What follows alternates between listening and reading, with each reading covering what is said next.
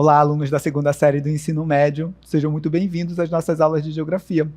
Eu sou o professor Wilson do Nascimento, do componente de Geografia, e eu vou dar continuidade às nossas atividades. Vamos verificar o que nós temos para a presente aula. Estamos na aula de número 14, onde a gente vai tratar da nossa revisão e avaliação.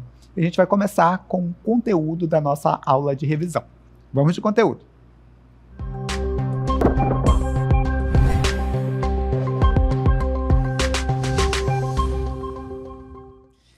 Bem, durante as aulas da unidade de número 2, nós falamos, entre outros assuntos, da formação étnica e cultural do povo brasileiro, que é bastante diversa essa questão étnica e cultural, a formação étnica e cultural do nosso país. Nós temos aqui algumas imagens que representam muito bem essa diversidade que nós temos aqui no que diz respeito à formação do nosso povo, com grupos étnicos oriundos de diversos lugares do mundo e que juntos ali compõem a nossa matriz étnica e cultural, certo? E a gente viu também no decorrer dessas aulas quais são esses principais grupos que compõem a matriz étnica e cultural da nossa população, e eu gostaria de apresentar para vocês nesse momento três grupos ali que são a base, três grupos étnicos que são a base da nossa formação étnica e cultural. Acompanhem comigo.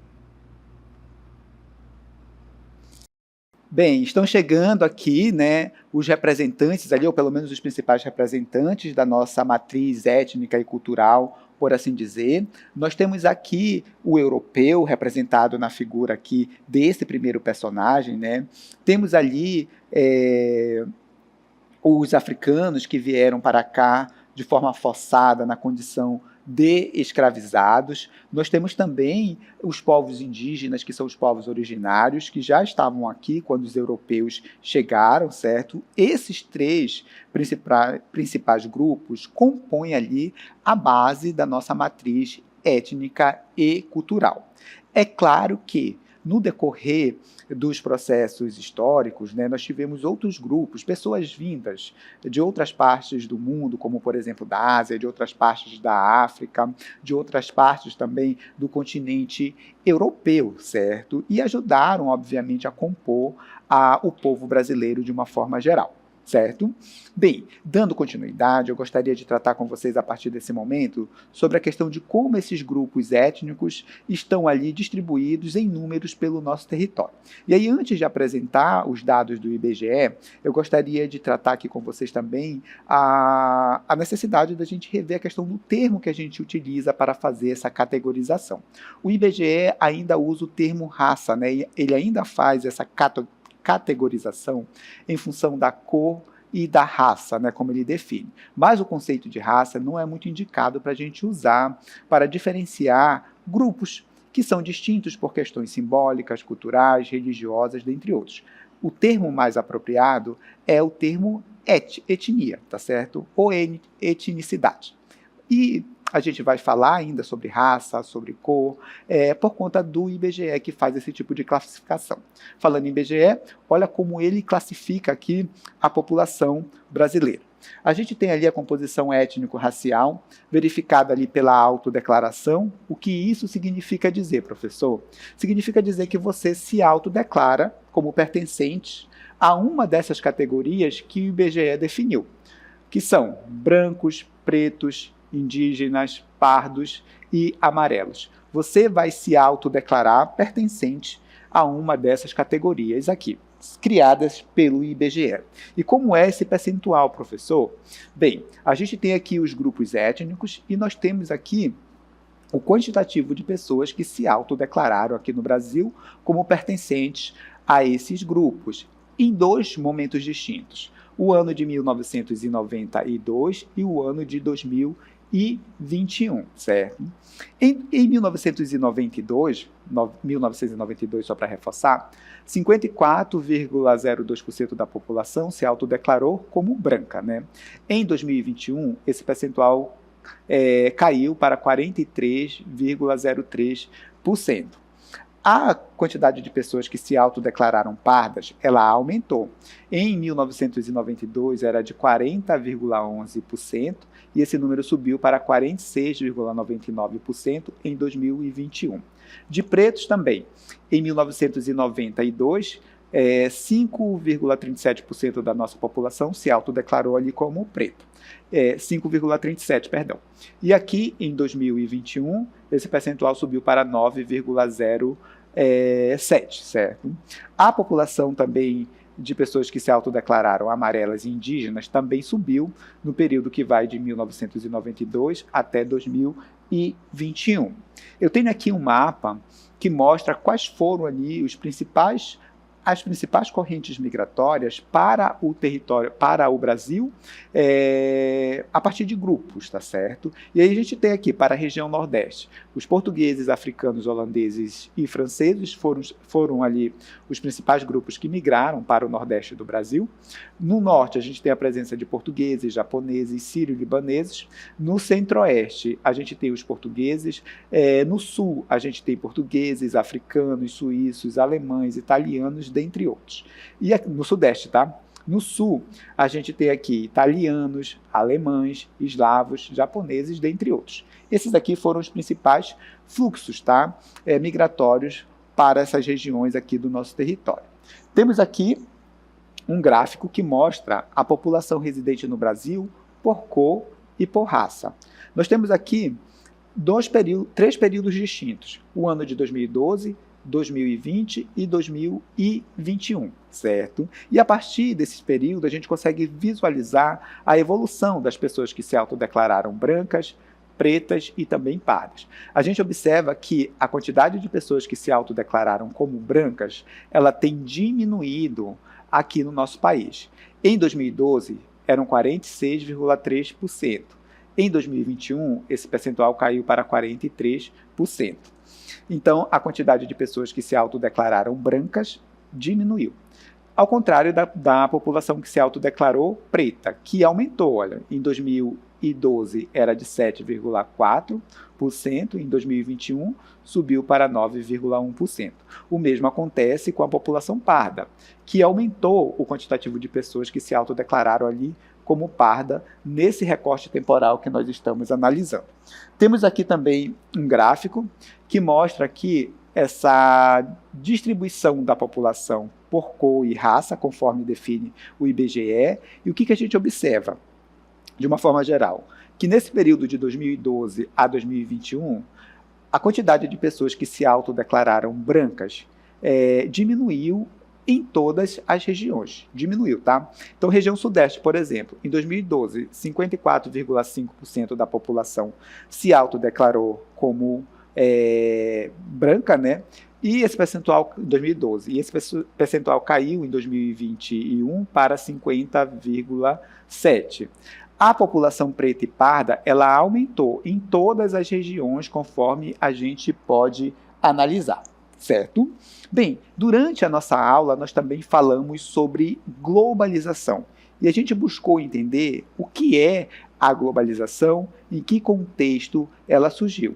E é isso que a gente vai ver aqui nesse momento, tá? O conceito de globalização, bem como a sua origem. Acompanhe comigo.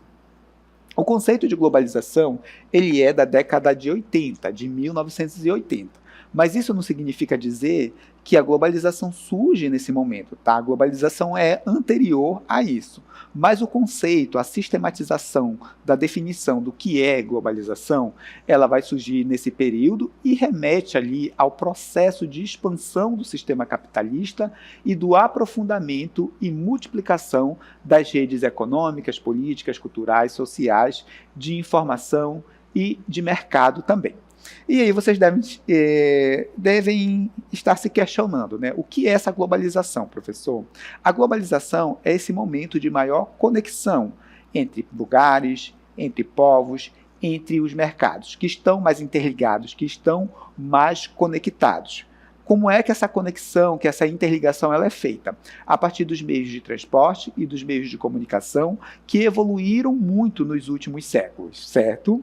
Em que período surge a globalização? Olha, não há um consenso, mas boa parte dos estudiosos vão dizer que a globalização ela vai surgir lá no século XV e no século XVI, durante o processo de expansão marítimo comercial, quando a gente tem ali a conexão entre diferentes lugares, entre diferentes povos, e a circulação também de produtos, né, de mercadorias, em especial oriundas ali da atividade de agricultura e exploração mineral, certo? Dando continuidade a essa questão da globalização, eu gostaria de destacar para vocês um outro ponto aqui, que é basicamente o contexto histórico que viabilizou não só o aparecimento, mas como também a consolidação do processo de globalização. E eu tenho aqui alguns tópicos para a gente abordar. Primeiro tópico, expansão marítimo-comercial. Foi aquele momento que eu acabei de falar para vocês, onde a gente tem ali uma maior conexão entre os lugares, entre os povos, a gente tem também uma maior circulação de produtos, a gente tem também uma maior circulação, um fluxo maior de mão de obra, por assim dizer.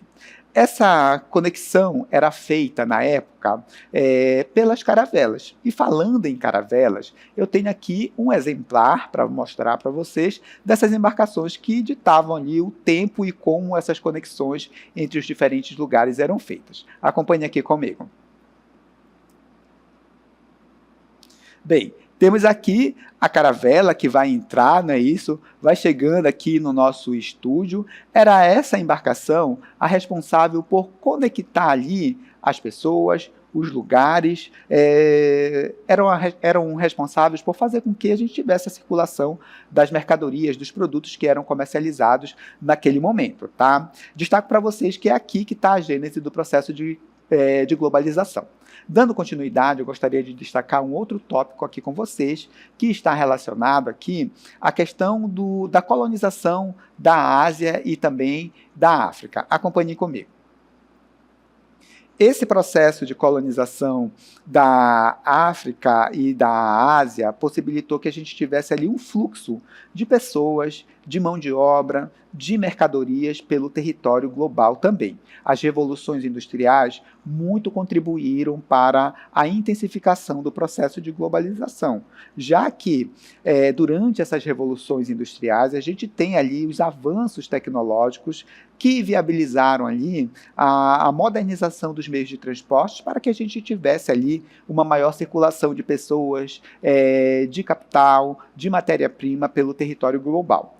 Temos também a questão relacionada à Guerra Fria, na realidade o fim da Guerra Fria. Foi um outro ponto importante que ajudou a consolidar o processo de globalização. Isso porque esse período da Guerra Fria, que vai de 1945 até 1991, com o fim da União Soviética, foi um momento de polarização no mundo, né? Nós tínhamos duas grandes superpotências, Estados Unidos e União Soviética, que disputavam ali a hegemonia, o controle do espaço mundial. E aí o que acontecia? Se você era do lado dos Estados Unidos, capitalista, você não podia se envolver com o pessoal lá do lado da União Soviética, que era socialista, né? Então isso dificultava ali as relações entre os países e também as trocas comerciais. Com o fim da Guerra Fria, a gente vai ter ali uma maior facilidade para a conexão, para a circulação entre os diversos países do mundo, porque a gente tem o fim desse regime, né, socialista, capitalista, né? Então a gente tem o fim dessa realidade, a gente tem uma maior facilidade nessas conexões. O fim da Guerra Fria foi marcado ali pelo esfacelamento da União Soviética, mas um dos principais símbolos desse fim da Guerra Fria foi a queda do Muro de Berlim, que eu gostaria também de apresentar aqui para vocês, né? Esse Muro de Berlim, conforme a gente vai ver,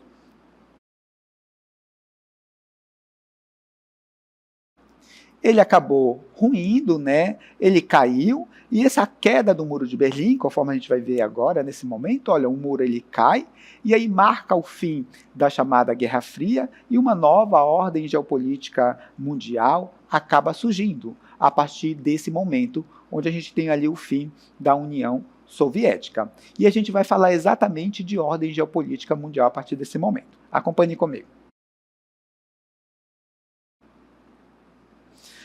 Aliás, a gente vai destacar o último ponto aqui desse contexto histórico da globalização, que está relacionado ali ao fato da globalização ser um fenômeno processual. é algo que vai acontecendo, tá? Não está pronto, não está acabado. É algo que vai acompanhando as mudanças sociais de uma forma geral. Destaco também para vocês que a globalização é um fenômeno que acontece em todo o planeta, mas também não atinge os lugares com a mesma intensidade. Países mais ricos são mais globalizados, países mais pobres são menos globalizados, certo? Agora sim, a gente vai falar um pouco sobre o próximo tópico da nossa aula, ainda relacionado à globalização. Acompanhe comigo. Globalização e nova ordem mundial. A gente tem ali, com o fim da Guerra Fria, um impulsionamento, por assim dizer, da globalização. A gente tem, nesse momento, a ampliação de novos mercados, a gente tem também os avanços de tecnologias que deram ali, obviamente, um gás para o processo de globalização. Temos também a terceira revolução industrial, que muito contribuiu para o avanço da globalização e consolidação desse fenômeno. A internet foi a cereja do bolo. E a gente tem também aqui as características da globalização e também os seus efeitos, né? A globalização possibilitou esse processo de integração social e econômica, ela fez uma mobilização, né, de mão de obra pelo território global, também de mercadorias, informações, o que possibilitou ali diversas trocas entre diferentes culturas, entre diferentes povos. Mas ela tem os seus efeitos, positivos e negativos. Efeitos negativos: precarização do trabalho, né? Quando o trabalhador ele acaba perdendo ali parte dos direitos trabalhistas garantidos a essa classe, certo? Exploração de matéria-prima e mão de obra. Não importa os impactos ambientais e os impactos sociais. Dentro desse mundo globalizado, o importante é essa exploração para que a gente tenha a produção das mercadorias. Expansão das redes de comunicação, que seria um ponto positivo, né, se isso chegasse a todos os lugares do mundo, mas isso não acontece. Avanço do desenvolvimento da internet também seria um ponto positivo se isso chegasse em todos os lugares. Bem, temos aqui a ampliação das desigualdades sociais, que é uma característica do modo de produção capitalista, que faz com que a gente tenha essa desigualdade tanto social como econômica, mas a globalização ela vem intensificar ainda mais esse processo de concentração de riqueza na mão dos países, que são um grupo menor, né? Enquanto os países mais pobres, eles ficam ali com pouco, certo? Bem, a gente tem aqui um quadro com os pontos positivos da globalização: integração social e econômica, avanços tecnológicos e científicos, aumento de produção da produção e do consumo, ponto positivo para o mercado, né? Porque para o meio ambiente isso é um desastre.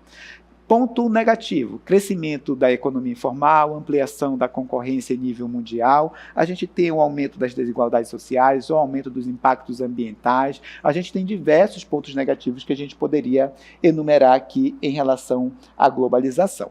Bem, chegamos a um outro tópico que trata basicamente da ordem geopolítica mundial, e a gente tem hoje uma nova ordem geopolítica mundial que surge ali com o fim da Guerra Fria.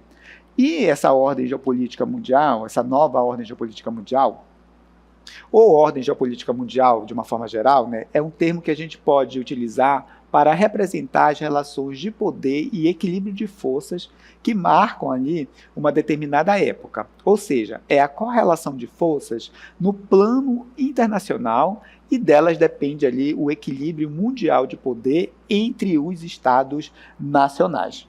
Ao longo dos últimos séculos, nós tivemos pelo menos 3 ordens geopolíticas mundiais. A primeira ordem, ela data ali do início do século XX e vai até a Segunda Guerra Mundial. E a gente tinha uma ordem geopolítica mundial denominada de multipolar. Bem, e com diversos polos de poder econômicos espalhados pelo mundo: Alemanha, Reino Unido, Estados Unidos e Rússia. Bem, com o fim da Segunda Guerra Mundial, a gente tem o início ali da chamada Guerra Fria e de uma nova ordem geopolítica mundial chamada de bipolar. A gente tem 2 superpotências, Estados Unidos e União Soviética, que saíram como os grandes vencedores da Segunda Guerra. Eles vão formar 2 polos de poder, né, que vão disputar ali a hegemonia e o controle do espaço mundial.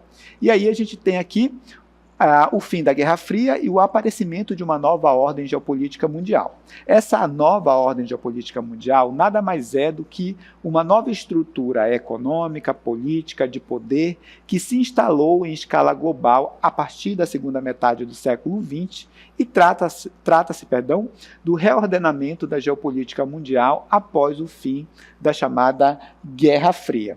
Falando, enfim, da Guerra Fria e surgimento de uma nova ordem mundial, eu tenho aqui um mapinha para vocês que mostra basicamente essa nova ordem geopolítica mundial com diversos polos de poder espalhados aqui pelo mundo. Acompanhe aqui o nosso mapa. Temos aqui o nosso mapinha, tá, que mostra aqui alguns polos de poder espalhados ali pelo mundo. Destaco para vocês aqui algumas características dessa nova ordem geopolítica mundial. Acompanhem comigo. Bem, para explicar melhor essa ordem geopolítica mundial, a gente tem 3 termos, que é o termo de unipolaridade, que está relacionado ali à supremacia militar dos Estados Unidos, que se mantém ali como o exército mais poderoso do mundo, certo? E por isso o termo unipolaridade, nesse ponto ele é o mais poderoso, né? Não tem ali um oponente à sua altura. Nós temos também o termo multipolaridade, que vem do fato da gente ter diversos polos de poder econômico espalhados ali por todo o mundo. E aí a gente tem a combinação dessas duas nomenclaturas, que é um mundo unimultipolar, que é o que define essa nova ordem geopolítica mundial. Uni porque os Estados Unidos ele é hegemônico do ponto de vista militar, multi porque nós temos diversos polos de poder econômico espalhados por todo o mundo. Então esse seria o termo que melhor define essa nova ordem geopolítica mundial. E aí ainda tem um outro fator que eu quero destacar, que é o fato da gente ter ali uma transição de critérios. Hoje, o critério militar perdeu um pouco da sua importância e a gente tem ali o poder econômico e político se tornando ali mais importante e definindo ali os rumos dessa nova ordem geopolítica mundial. Bem, com isso eu finalizo o conteúdo desta aula de revisão.